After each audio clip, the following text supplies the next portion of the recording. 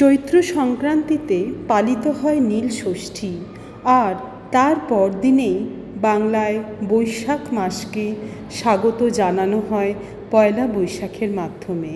পুরাণ অনুসারে নীল ষষ্ঠীর দিনেই বাবা মহাদেবের সাথে বিবাহ হয়েছিল নীলচণ্ডিকা তথা নীলাবতী দেবী, যিনি হলেন স্বয়ং মা পার্বতী। এই নীলষষ্ঠী উপলক্ষে গ্রাম বাংলায় বহু জায়গায় নীল পুজো বহু ধুমধাম সহকারে পালিত হয় এবং চৈত্র সংক্রান্তি, গাজন, বিভিন্ন রকম উৎসবও পালিত হয়। এইভাবেই বৈশাখ আসার আগে চৈত্রের শেষ লগ্নে এই বিশেষ নীল পুজো পূজিত হয়। এমন দিনে সন্তানের মঙ্গল কামনায় পুজো করেন বাংলার মায়েরা।